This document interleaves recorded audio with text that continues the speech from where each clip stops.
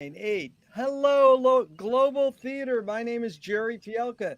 Today is September 28, 2021.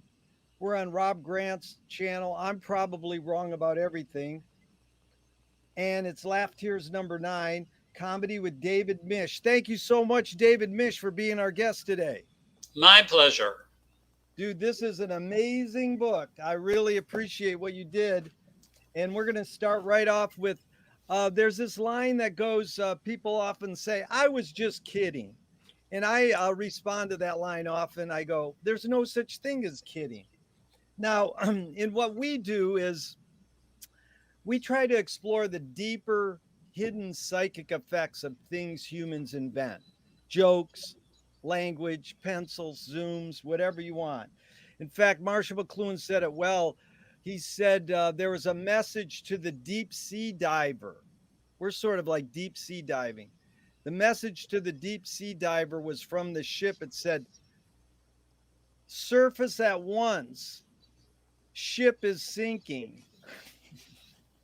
So, David, what's your reactions to this kind of thing? There's no such thing as kidding, but let's go right to the source. Steve Allen said, behind every joke, there's a grievance.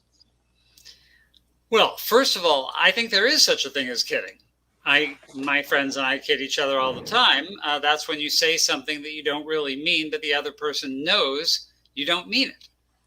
So there is kidding, in my opinion. And as far as Steve Allen's thing, I was a huge Steve Allen fan when I was a kid. I must say that as I've grown up over the years, now being probably 20 or 30 years older than Steve Allen was when I first saw him and read him, he was a prolific author, and I read a few of his books too. And he founded what is now closed, the Center for, Philosophic Inquiry, or Center for... Yeah, that's it. Something like that, which is now closed in LA, but was a wonderful place for free thinkers. So he was a great guy, and he was very funny. I loved his TV shows. But I'm not sure I agree. Wait, what was the quote again from him? Behind every joke is a grievance. No, knock, knock, who's there? Why do elephants cross the road? There are a million jokes that I don't think have a great grievance, but I do tackle the whole. What this gets back to is Freud, who said that humor is always born of hostility, or there's hostility behind all humor. And in the normal sense of the way we think of hostility, I don't agree with that. But if you dig deeper, there is, because knock, knock, who's there? Well, here's my knock, knock joke. Knock, knock. Who's there? God.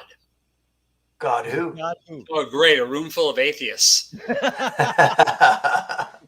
So all knock, knock jokes, even the most childish ones, the whole point of them and the whole point of every joke ever made, ever conceived, ever written down, ever told, is to fool people. That's what a joke is. It's a trick.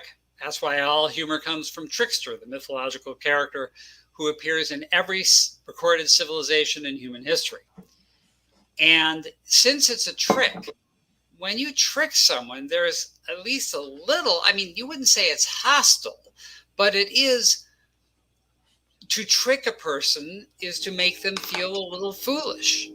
When I just did my knock knock joke, you guys laughed, and I think in a way that didn't make you feel like, oh, that asshole, how dare he? But the fact is that any sort of trick has the possibility of making the tricky feel diminished, feel less important, less smart than the tricker. So in that sense, there's a little bit of hostility behind every joke. And one way we can sort of track this is to think, you get told a joke. I get told a joke, and I think, oh my God, that's so great. I've got to tell Amy. And then I tell Amy, and she's as fooled and delighted, but also fooled as I was. Plus, I'm the person telling her something that I know that she doesn't. And that puts me in an arguably superior position.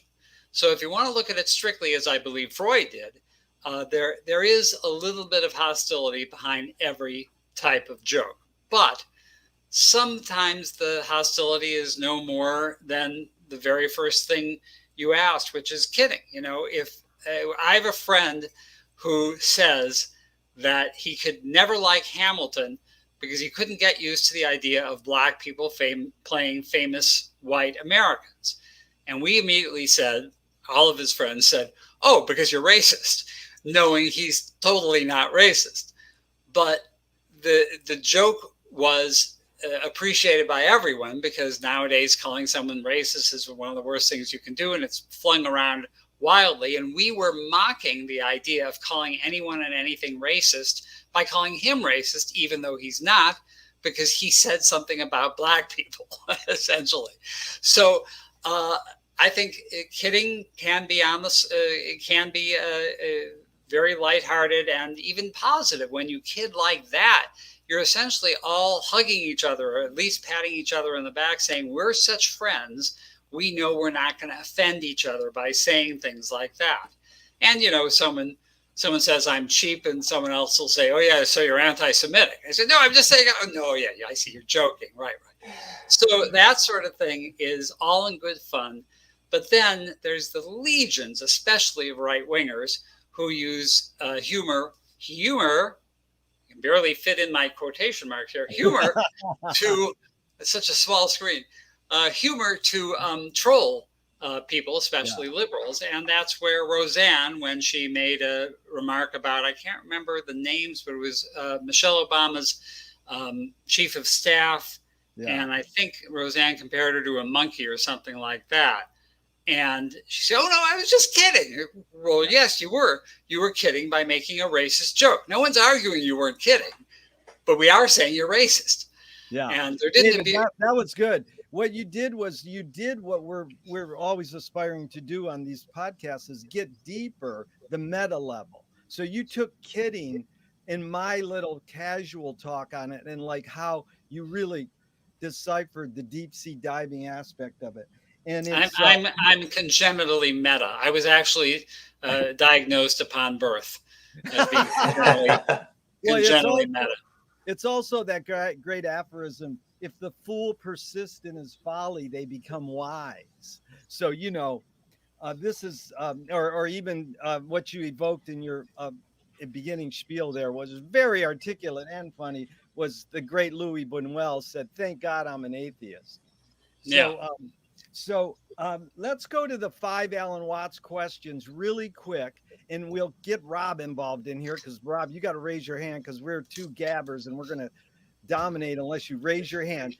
The 5 Alan Watts questions, we're going to skip the first 4, but the first 4 are: who started it all? Are we going to make it? Where do we put it? Who's cleaning it up?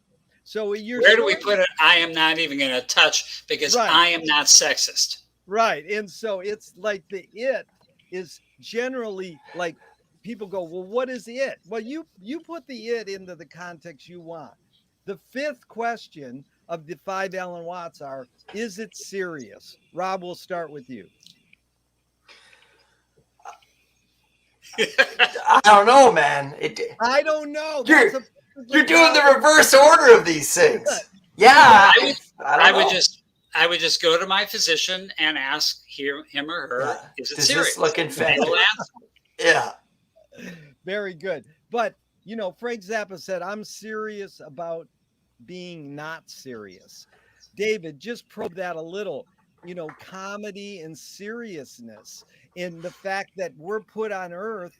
People want to enjoy Earth, make the world a better place, but can we really be serious?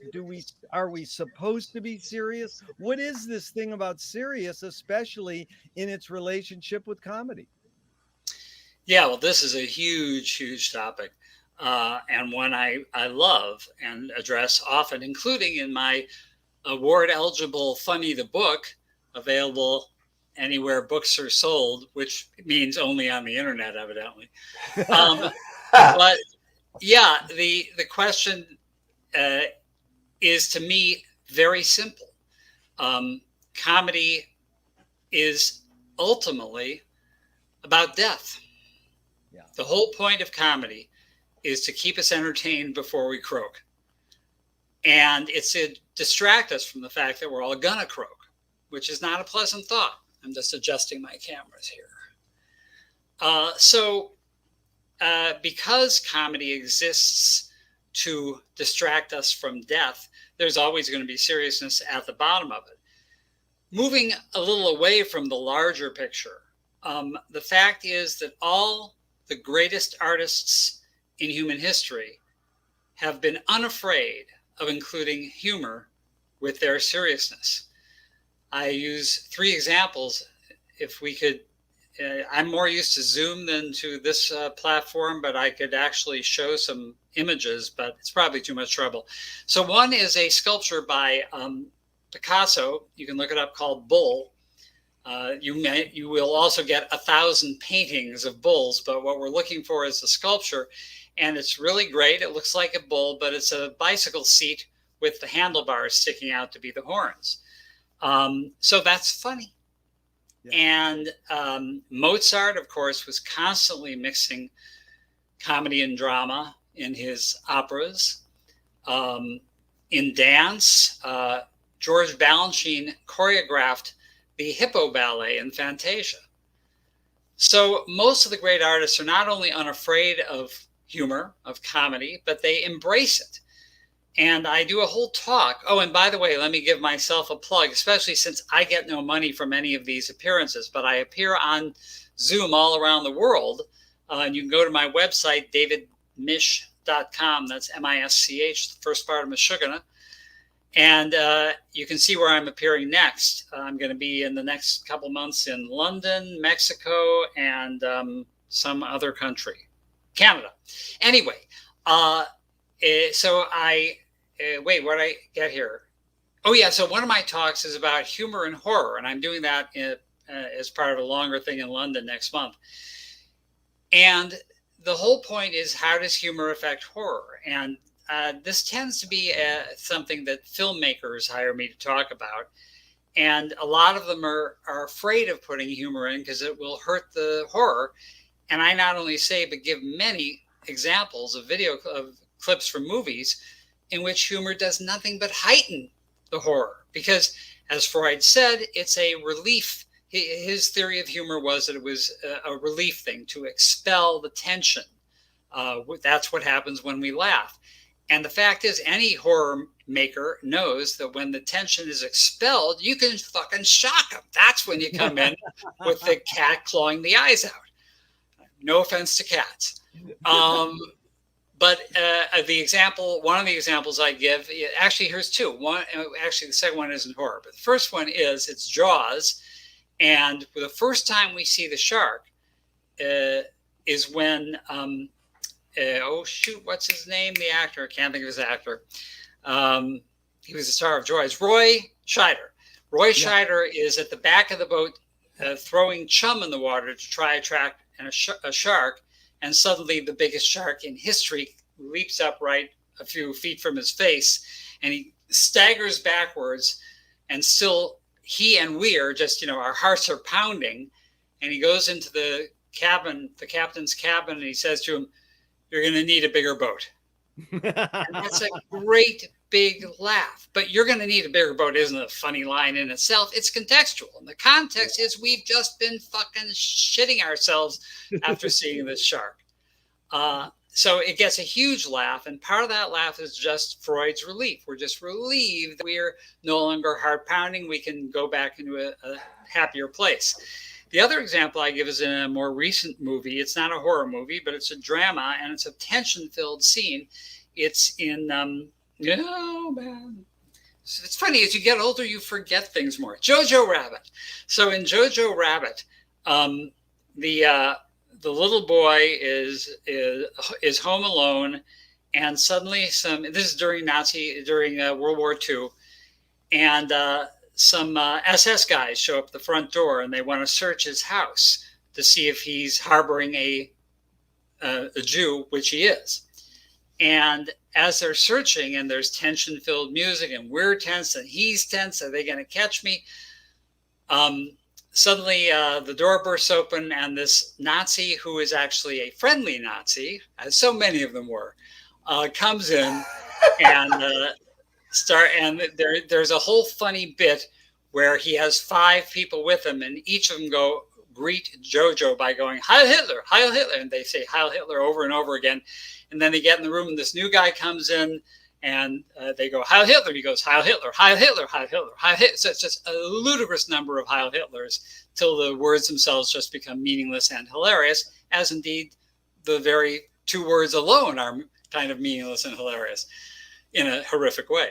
But anyway, the point is that this is a moment of great tension broken by what's essentially a comedy routine, and it works brilliantly. David, that was brilliant because it evoked that word death. Can you forget to die?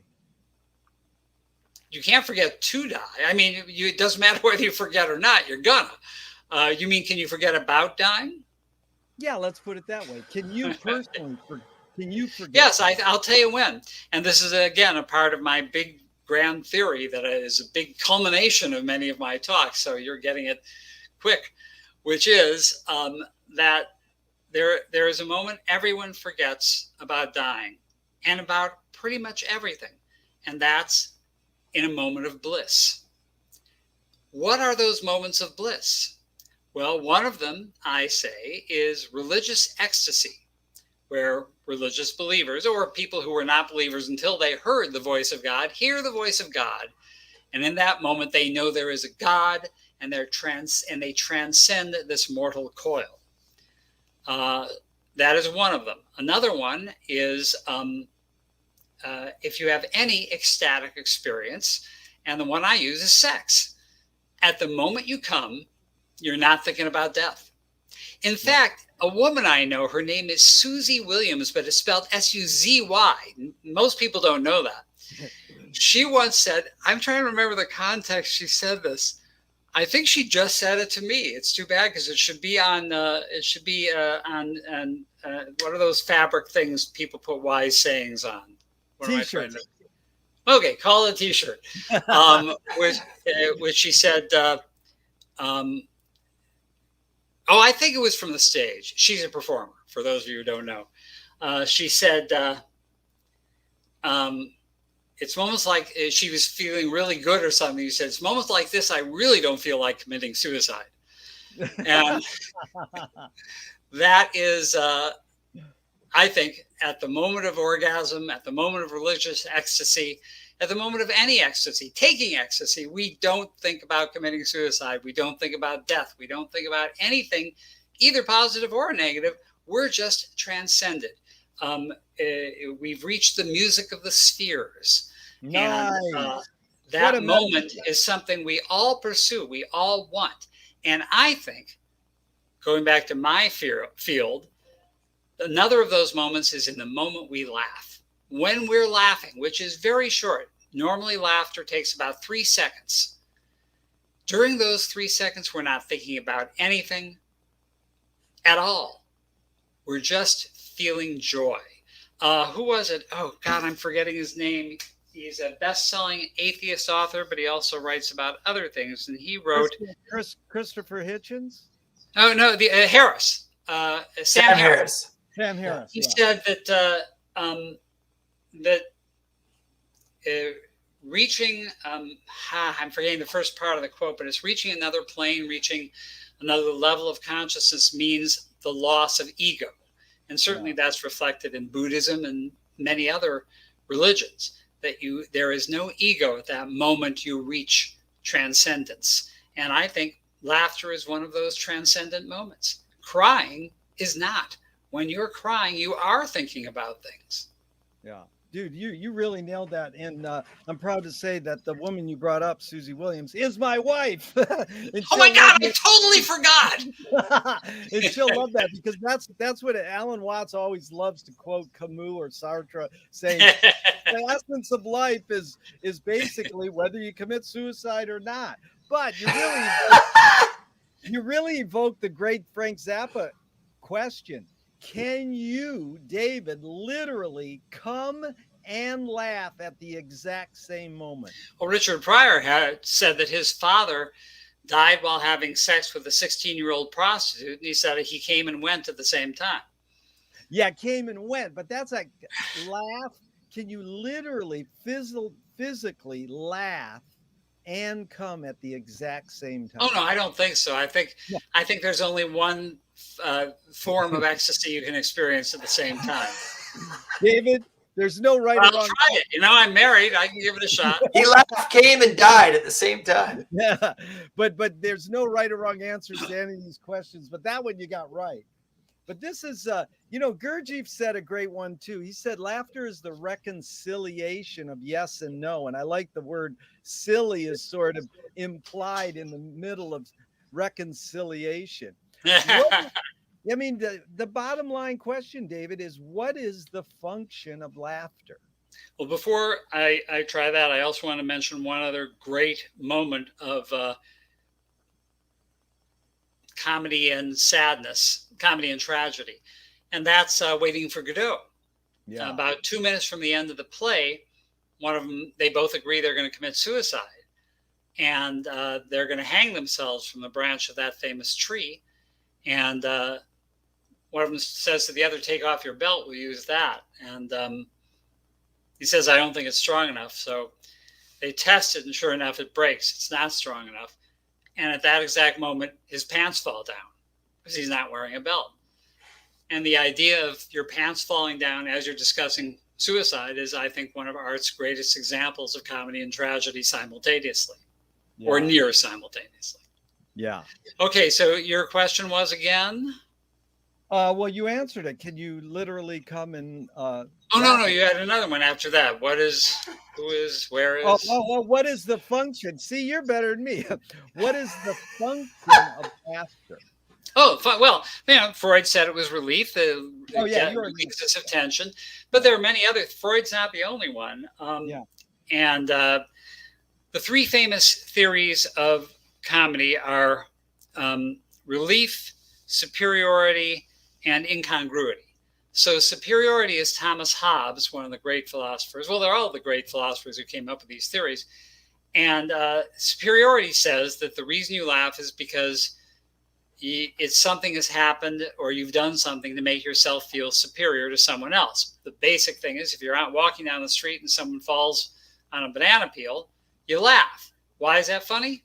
Because you didn't fall on the banana peel, they did. And the third theory of incongruity comes from Immanuel Kant and many other people, but he's probably the most famous for it. And that is when two things that should not go together go together. So an elephant wearing a top hat is inherently funny, depending on the elephant and the hat.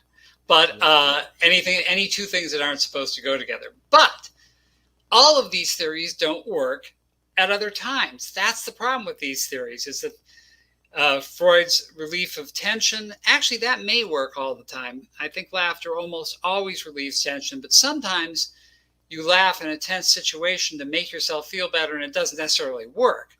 But the other two definitely don't work. There are all sorts of times you see someone hit by a truck, you feel superior to them, but you tend not to laugh. I do, but that's me. I'm just comic.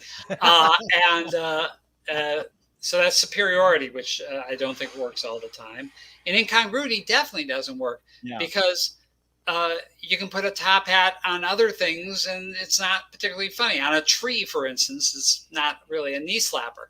So all these things have to be massaged by the comedian. But in fact, there is a theory of comedy I think does work. No, I should take it back because none of these work all the time. But my favorite theory, which is mine, these specific words are mine, but they're really stolen from a whole bunch of other people, which is a rapid, God,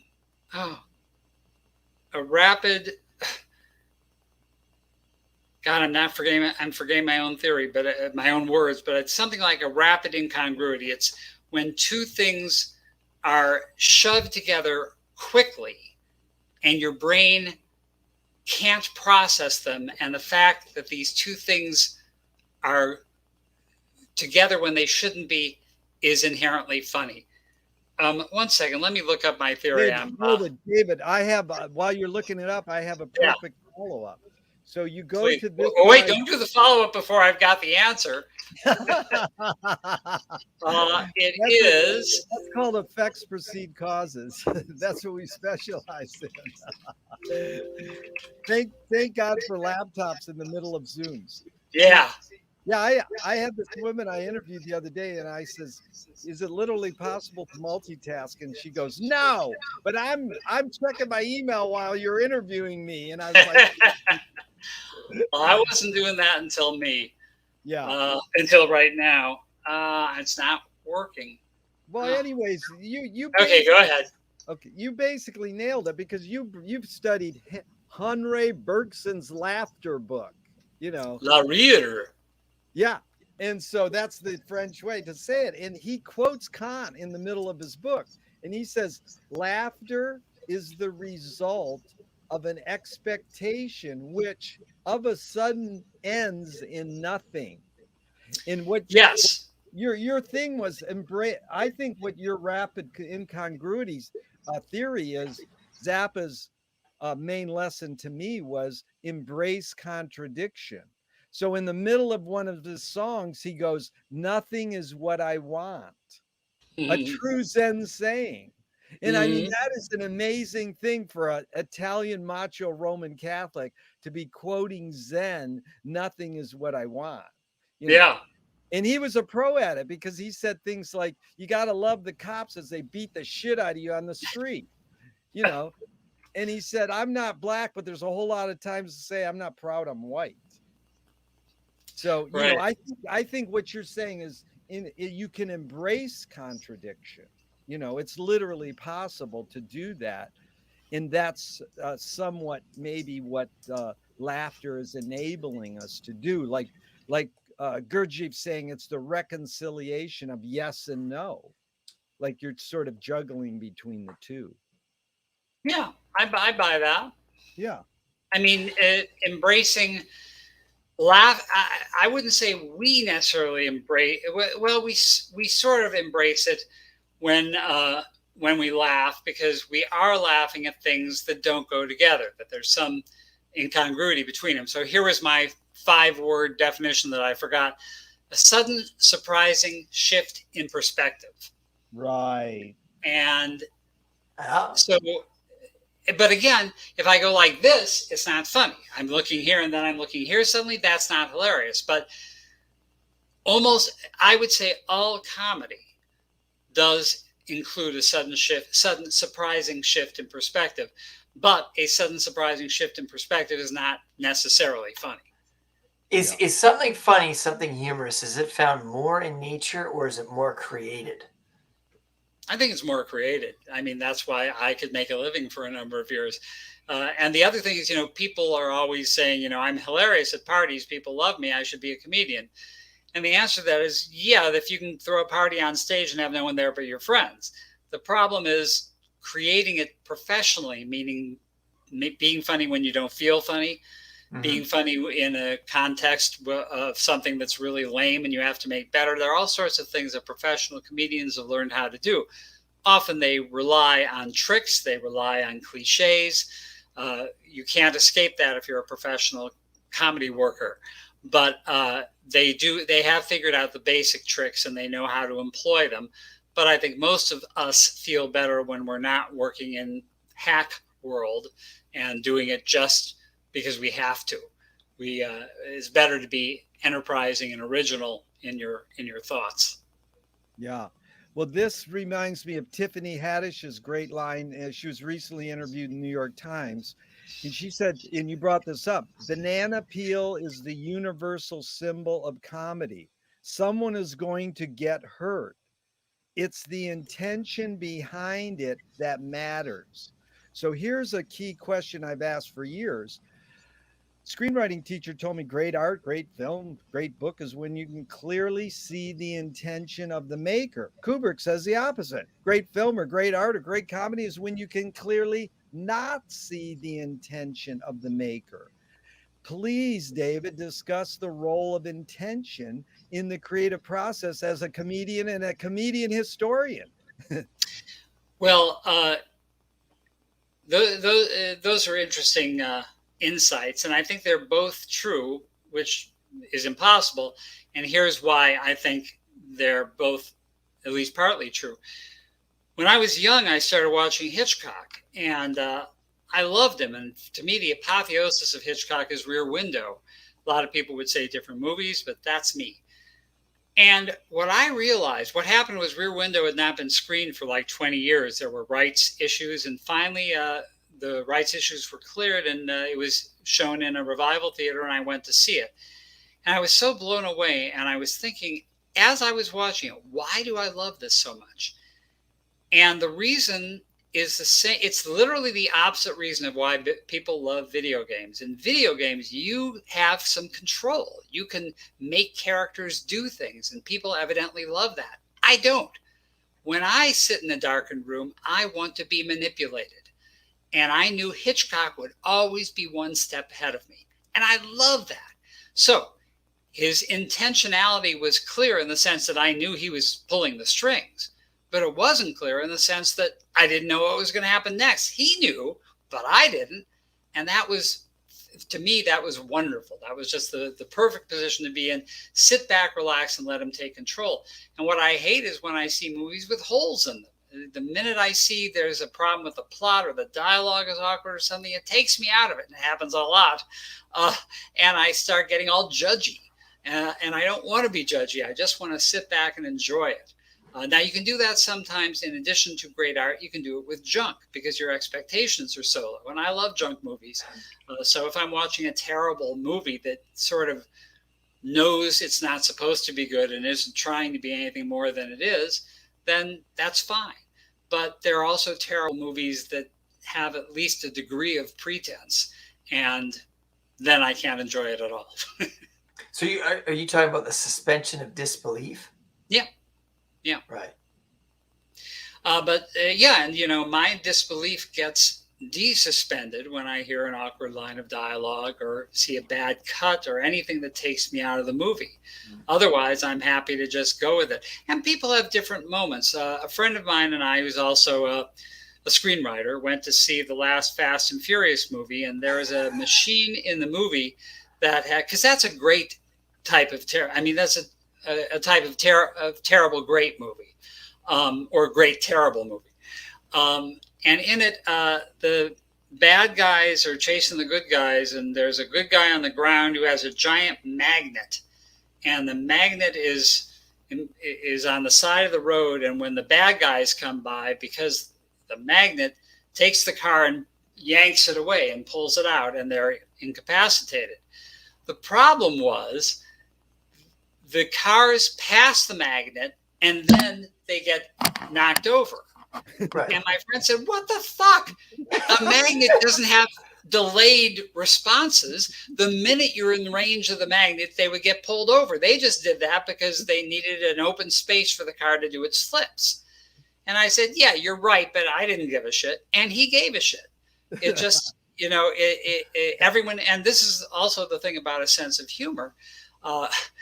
In my classes, I tell people, I love it when you make comments. I love it when we dissect something and why you say something works or doesn't work for you, but never, ever say that's not funny, because no one can say what's funny, including me. Doesn't matter how much you know comedy. Everyone's sense of humor comes from a different place. That's why they talk about comics crossing the line. There is no line. There's your line and my line and a comic's line. But everyone in the audience isn't going to react the same way. Once I played the song from Spamalot, the Jew song. You won't succeed on Broadway if you don't have any Jews. That's anti-Semitic. Well, what I point out that actually it's actually pro-Semitic. I know. Yeah. And the woman said, that's not funny. And I said, well, that's your opinion, but let's remember Spamalot is one of the most successful musicals in the history of musicals. So yours is not the only opinion. And the same thing happened when I played in a class on musical satire. When I played Randy Newman's Short People, a short woman said, that's offensive. And I said to her, That's your opinion. Other people disagree. And in fact, many people, including me, think that's not a song about short people at all. Even though it does nothing but talk about short people, it's about racism.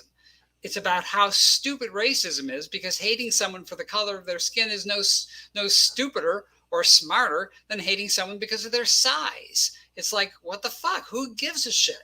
But there are people who do, and that's what the song is about. Mocking people who hate people for no reasonable reason. You should hate someone because of what they've done or said, not because of how they feel or what they are. Anyway, the point is that humor is completely arbitrary and different for every person. Subjective. Jerry, can I jack you off for a second here? Okay, I beg your pardon. So you're in different places. Well, yeah. We compete each other. We're called the jack-offs because we steal questions from each other. So does comedy have a zeitgeist? Like, is something only funny in this period of time, or is comedy just timeless? Like, depends the other day, comedy. Right? Go ahead, say what you're gonna say. Well, I was gonna say, like, what makes something timelessly funny versus, something funny because it's culturally appropriate? But the basic thing is physical and verbal. Those are the two broadest categories of comedy, and physical comedy is generally always funny, and verbal comedy is much less so.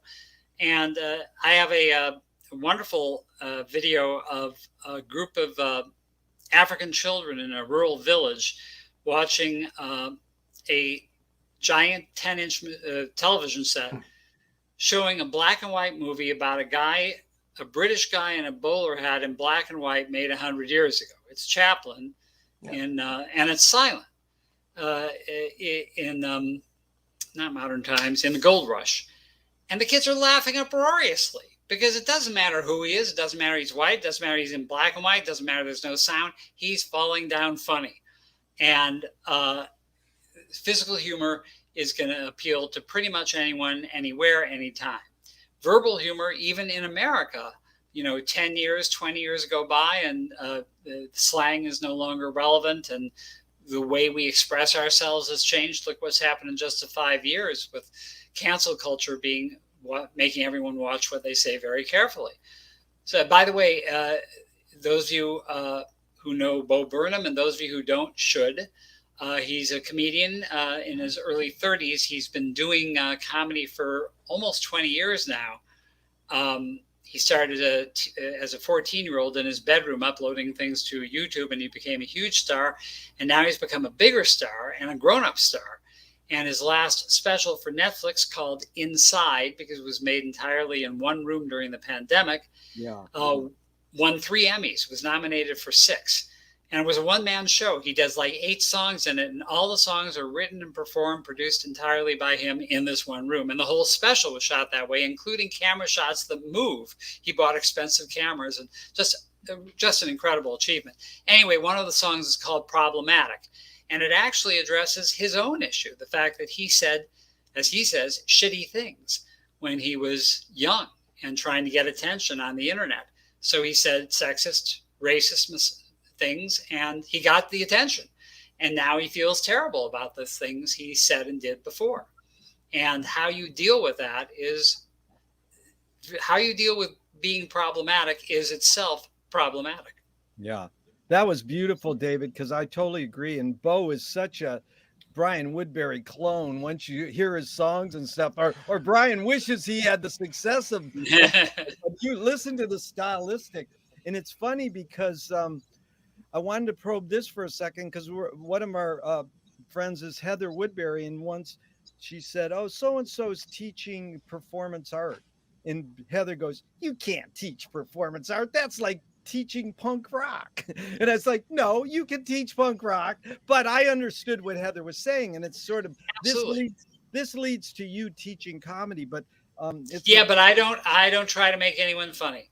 Right. No, and I don't even teach screenwriting. I won't dip my toe in those waters. But it's sort of a Weasley way to get your feelings on this quote, because McLuhan broke the Finnegan's Wake Code by James Joyce by understanding. Joyce said something you were just touching on. are my consumers not my producers? This is Joyce asking the question. And mid-career, McLuhan updated the medium is the message to the user is the content. And that's what you were sort of touching on, that the user is the content. So here's a McLuhan line from 57, and I would love for you to respond to it. It's misleading to suppose there's any difference between education and entertainment. This distinction merely relieves people of the responsibility of looking into the matter. It's like setting up the distinction between didactic and lyric poetry on the ground that one teaches and the other pleases. However, it's always been true, whatever pleases teaches more effectively. Any comment? Well, yeah, oh, absolutely. And in fact, I hesitate to use the word in regards to what I do now, but there's no better word, and that's edutainment. I mean, when people attend any of my talks, they laugh, and they laugh a lot because I show very funny clips, but they also laugh at some of the things I say, often on my part intentionally. And I think any great teacher is an entertainer. But, you know, the flip side of that is you can't use the need to keep people engaged as an excuse for not forcing them to think and think in hard ways that may not be pleasant. Thinking is difficult. What was that great Helen Keller quote? People don't like to think if you think you may have to act. Yeah. Something like that. So, I do think that entertainment and teaching can go together. And to some degree, I think they have to go together if you're going to have students who are engaged and learn things. But there are certain things, like my wife's a physician, and, you know, my brother was also a physician and did some teaching, and he was pretty funny. But the fact is that you know, when you're doing anatomy, and going through those endless names of organs and bones and things, it's not going to be utterly hilarious. But you can always break things up, as in the example with Jaws. You can relieve the tension in one case or the boredom in another with something funny. And once you've said something or done something funny, there's going to be more attention paid, because who knows, you may do it again. So there are ways that great teachers have of keeping people involved. No, I've really appreciated watching your YouTube on April Fools. You really did an amazing communication of the essence of comedy, and all the students, you can tell, are cracking up. It's like they're having fun. But you know, I want to probe identity a little, because you know, the little guy standing up to authority is the key element in identity. It sort of was summarized in an article about you, and your quote is, humor is an essential element of human identity. Now, McLuhan said, I think I stole that quote. It's Carl Jung.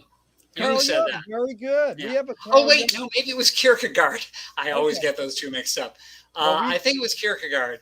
Yeah. Well, we can definitely find that out later. But the essence is that McLuhan said violence is the quest for identity. And then eventually I found that Christian Murdy said the same thing. Violence? Yes. That sometimes it's a quest for money. Well, it is indeed. And I mean, the thing about aphorisms, and we're all fond of aphorisms, my thing is how do you reword it? How do you take it one step further?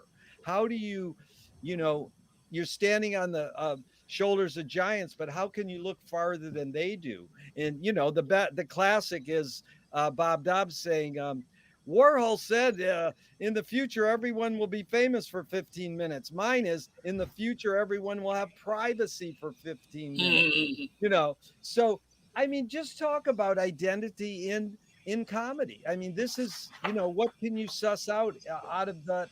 You know, humor is the essential element of human identity. Suss that out a little. What are you saying there? Well, part of it, I think, is separating us. Now, there are certain animals who show signs of amusement. We can never really say for sure, but for instance, I do a whole thing on rat tickling in one of my talks. There is actually an entire group of people who tickle rats for a living. And their laughter is indicative of the laughter response in rats. Gorillas have been shown to do funny things on purpose. That Washoe, one of the most famous gorillas of all time, he learned, I forget how many, 70 or 80 human words, and he could speak. And one time he was sitting on his trainer's back, and he pissed down the trainer's back, and then he made the sign for funny. So this is, it could have been random, but it's probably not. So I think that it is possible for non-humans to do humor, but certainly not of the sophisticated level of a pie in the face. So I think that's also anthropomorphizing our concepts and words onto animals. Well, yes, except that, the animal had to know what funny meant to humans in order to sign it at that moment. But anyway, to me, the reason humans have humor and the relationship is, once again, death. I mean, the fact that humans are almost certainly the only species to be able to know about their own eventual death. Now, animals, an animal comes to a ledge, they're not going to jump off because they would die. But I think less than dying, what they're thinking about is, that's a dangerous thing. I'm not going to do it. I won't be able to make that leap successfully. But humans think about death a lot. And they're introduced to the age very young when a relative dies. So it's always there. And it's like the 15 minutes thing, it's like everything with 15 seconds of every day, we're thinking about death in one way or another. And the quest of humor is to help us forget about it more. So that when we're watching a funny movie, we can just put those grim thoughts aside. So I think it's human identity in the sense that it's what makes us more than people who spend all day thinking, I'm going to die. Yeah. It gives us the ability to do other things because it represents the most important emotion that any of us feel, and that is joy. Yes. That's what we're after. We're all after joy. We're all after that ecstasy we talked about earlier. And to get to that joy, we have to make it or find it in some way. And that quest is pretty much the quest for our whole lives. We find it in different ways. Some people find it with money. Some people find it with sex. Some people find it with drinking. There are all sorts of ways, some self-destructive, but we're after it because it eases the pain. Yeah. There's been lots of studies of Holocaust survivors who talked about using humor in the camps to remain, and they said it made us feel human. We were no longer animals. We weren't just cogs in a horrific machine.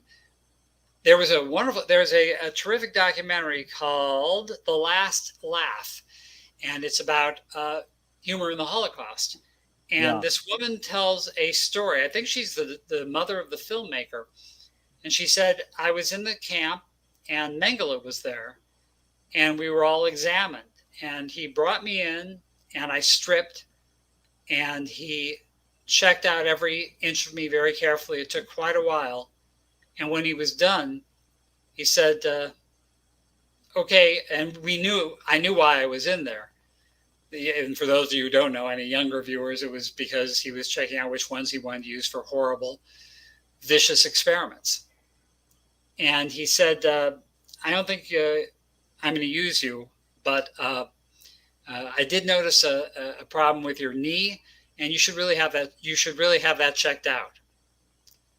The woman said it was all I could do not to burst out laughing. Joseph Mengele was saying, you should get that checked out. Oh, okay, I'll head right over to my doctor. Yeah. Do you mind if I leave for a few minutes? Yeah. You should have that checked out. I know work brings freedom, but I'll be right back. Yeah. She said, I'm not an idiot. I knew I shouldn't laugh then, But I still think I'm back on that. And, I have horrible experiences there, horrific experiences, but I remember that thing Mengele said as being hilarious. Yeah. I mean, hilariously stupid, hilariously insensitive, hilariously, self ignorant, but nonetheless hilarious. Yeah.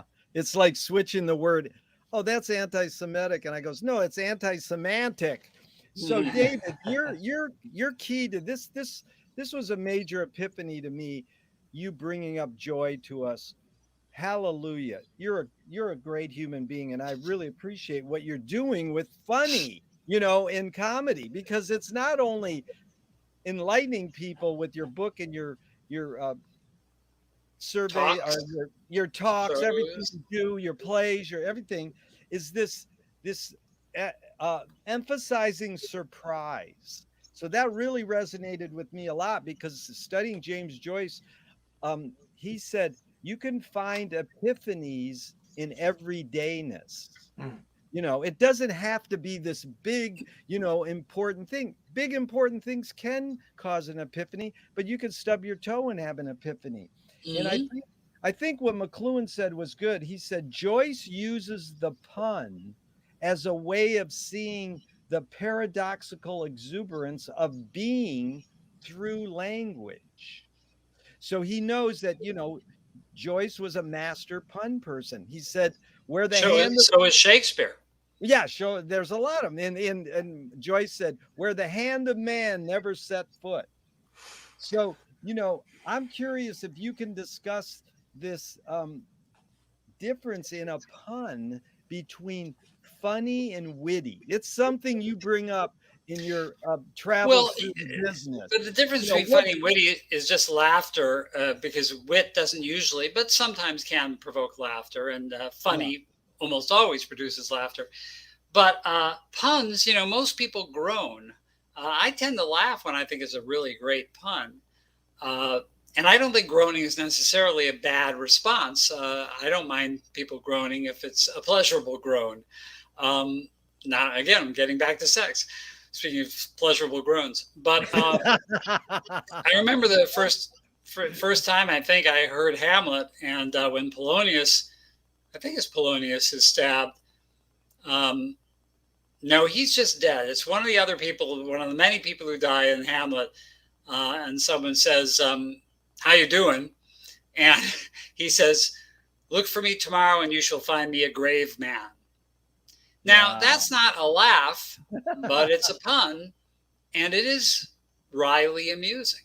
Yeah. So I think, I think Schopenhauer, I think it was, hated puns because he said essentially they were show-offy. It was really something done by the punner to show how smart she is. And he said because it's so, you're essentially just looking for glory. And he therefore thought it was an inferior form of humor, not taking into account Joyce and Shakespeare and some of the greatest writers in history loving them. But I think they love them because they're literary and they're smart and they love playing with words. That's all language and writing is. And the greatest practitioners, Nabokov, just loved showing off in that way because they were not simply doing it for other people. They were doing it for themselves. It was something that gave them great pleasure to be able to manipulate words adroitly. Yeah. They were being playful. They were. The key word. Play. Yeah. The playground.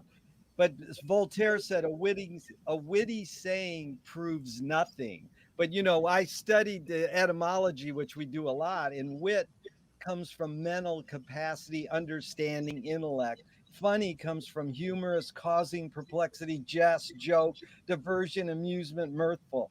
But I'm curious your take on this. Wait, before your next question, what was that quote again? A witty saying proves nothing. Right, but I might also say that generally speaking, a witty saying is not trying to prove anything. A witty saying is like an acrobat. Look what I can do. Yeah. Yeah, no, that. But sometimes, like Wilde, many of Wilde's quips made a point. So, puns and wit can make a point. But generally speaking, humor is, and I do a whole 2 courses on satire. So I am all for humor trying to make specific points. but some of the best doesn't. Python is, I think, the apotheosis of comedy in many ways, and one of the I'm actually going to be interviewing Michael Palin in a few days. Nice. But their whole idea was silly and stupid. They and smart. So they would literally make Kierkegaard jokes, and then they do something unbelievably stupid and silly. And they didn't think there was any reason to prefer one to the other. They thought, I think, that the mixture was what was exciting and fun and surprising. Yeah, you know, at one of my events at Beyond Baroque, you enlightened me so much. I repeat it probably 80 times a year. And I said, can satire be destructive? And we went round robin, you know, to 30 people. And I got to David Misch and he goes, that's the job of satire. Now, most people, when I say, can satire be destructive? They say yes, because if you do a cartoon in a certain country, they might kill you. So they think death is destructive. Well, that's valid. But I'm curious your take basically on how you differentiate between irony and satire. But first, I'm going to just read the Wyndham Lewis quote I found under satire's entry in etymology online. This is in 1950. In whatever department of human expression, wherever there is objective truth, there is satire. I'd have to think about that. It doesn't, I mean, to me, satire is pretty intentional. And also, if it's objective truth, I mean, satire, the definition of satire, the simple definition is mocking. Yeah. So even that's satire. So making fun of someone or something is what satire is about. And that can't be objective. It's got to have a point of view. So I'm not sure I agree with that one. Right. But then how do you differentiate satire from irony? Well, I mean, it's not a huge difference. Irony is not inherently mocking. You can say, I'm just trying to think of an ironic thing. I was just thinking about the song Ironic, and there are examples. These examples there are famously often not ironic, but bringing one of them is having 1,000 knives but no fork, or something like that. And I should think really of a more literary, or at least human example of irony. I certainly use irony all the time. Well, David, the etymology online says irony comes from figure of speech in which intended meaning is opposite of literal meaning. And then they say satire is work intended to ridicule vice or folly. But irony that is certainly a part of satire, because satire always pretends to be for what it's against and against what it's for. That's the whole point. So the perfect example there is Colbert on his original show, The Colbert Report, where he pretended to be an arch-conservative commentator, and surveys showed that a percentage of viewers who were conservative believed he really was conservative. This is great. Even though they could hear the audience laughing, they're so fucking stupid that they actually thought he was not joking, that he was saying what he really felt. But anyway, one of my quotes is it a good argument against satire that we shouldn't do it because stupid people won't get it? And the answer to that is no, we can still do it. So the fact that many people misinterpret satire is their tough luck. The fact is, the only way to do it effectively is to, as Voltaire said, become your enemy. Yeah. Go ahead, Rob. Well, I mean, you just, the image, the archetype that you pull in is the jester, and how the jester was really an incredibly intelligent person. Everyone thought he was an idiot, but really he was the satirist. I mean, they were known as the wise fool. And, partially jesters were invented by Shakespeare. I don't know how many jesters acted like the ones in Shakespeare do, but the fact is that even at the beginning, jesters were the only person in court allowed to speak truth to power, because they did it in a silly way, and because they were dressed silly, and did silly things, they were not taken seriously. But the fact is, they said things that many people in the court were thinking, and gave them succor, I can only imagine, and were not killed because they provided entertainment. Although once in a while, I think jesters were killed. You have to set foot very carefully, or as they called it then, cancel. Anyway, jesters were the first stand-up comedians, and we have progressed, but we're not entirely different. Many of the late night comedy shows are all about speaking truth to power and calling attention to things that are outrageous. Yeah, just total aside, but the skull in Hamlet that he was holding up, apparently that was a homage to an actual comedian of the time. An actual fool of the time. Yeah. Yeah. But a jester, right? York, yeah. Yeah, well, I mean, fool and jester are the same thing. They were called fools then, and in Shakespeare, they're always referred to as fools. But they were jesters. But yeah, York was a stand-up comic. And to me, that's another perfect example of comedy and tragedy, because we meet York as a skull. So talk about comedy and death coexisting. There it is in Hamlet's hand. The way I sort of think about the difference between irony and satire is like irony. I think of dramatic irony, like, it's I eat my oats every day so I can live a long, great life, but then I'm hit by a bus. That's maybe irony. And then satire is making fun of things, like it's invented, versus irony that's just kind of like, it's fate, I guess you could say. Well, irony is discovered. You see something ironic. And by the way, that requires intelligence. You have to be able to see why something is ironic in that context. Satire doesn't take quite as much intelligence in one sense, because it's a mocking. So it's very obvious what it's doing. But if the tone is clever enough, like with Colbert and some other examples, some people won't get that it's mocking. The other one I noticed comedians do. Sorry, you're going to say. Go ahead. Well, I'll have to go in a few minutes, but okay. Go right ahead. One thing that I noticed telling a good joke and bringing an audience in is when the comedian is really making fun of themselves. Yeah. But when people hear that, they're like, wait a second, I do that too. And there's that kind of connection. But it's better than because sometimes you could divide a crowd by saying, these conservatives do this, et cetera, versus, man, I'm an idiot and I did this. And people are like, wait a second, I do that, right? That can be a way to. Absolutely. But that oh my God, what's the word? When you're talking about self-deprecation. Self-deprecation is a standard speaker technique. Almost every speaker will open their remarks with a self-deprecatory comment.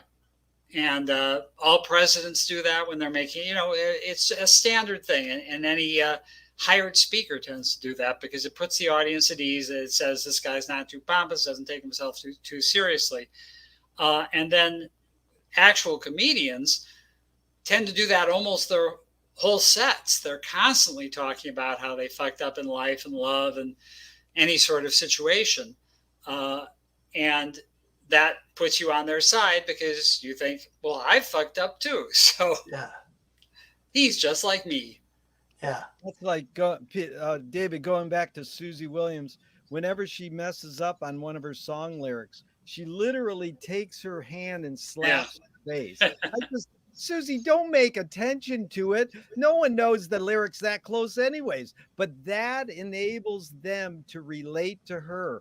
I paid money to see a professional and she made a mistake. Oh, she's real. And she's like cutting her chest open and handing you her heart. So it can be approached many ways.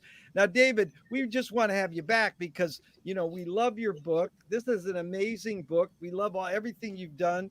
And, so, there's things that we want to tackle, like how critics treat comics. Like Mm. somewhere it says like they're sitting at the children's table.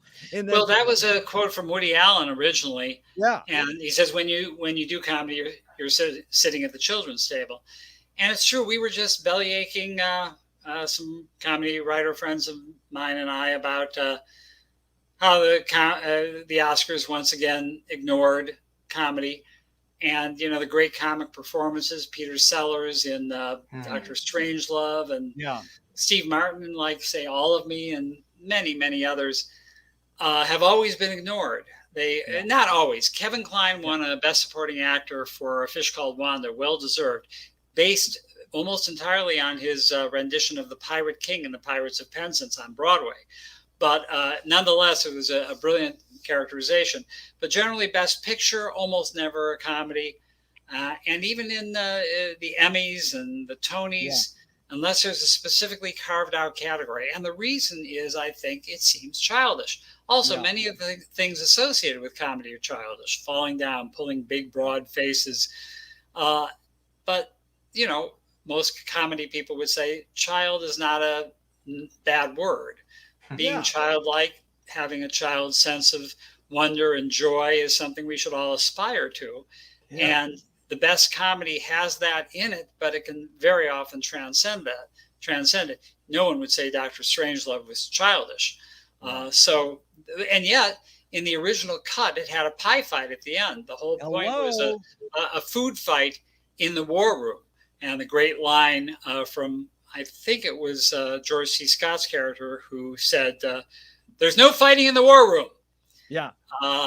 But that was cut. They felt it was too serious, too funny for the end of the movie. Well, but in any case, I think this point about comedy not getting respect is not only true, but is one of the things I've based my second career on.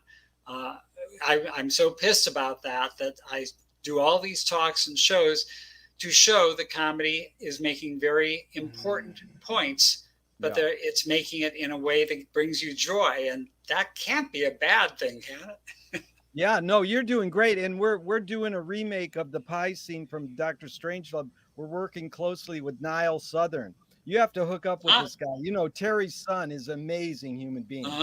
And he's making a great documentary on his dad, Terry Southern. What a writer. Oh, great. But it's also how do, things we pursue in the future, David, with you is how can we how do humans reinvent what humor is, what comedy is? How can we expand on it? And there's people who do it, and those. And it's like, just in closing, it's like what the poet Auden said. The mystery of art is that we don't know if it activates or pacifies us. And, it's an interesting conundrum because pacifying us and laying back and just laughing at some, show is good. And having some sort of entertainment, some sort of comedy activate you and make you want to go do something is good too. So it's sort of like, that is the mystery of art. That is the mystery of entertainment. Well, let me just say one thing about satire, because Terry Gilliam of Monty Python says that satire was a bad thing, and he spent his life doing it, because in the time you could be laughing, in the time you're laughing, you could be doing something. But I don't buy that. I think you laugh and then you do something.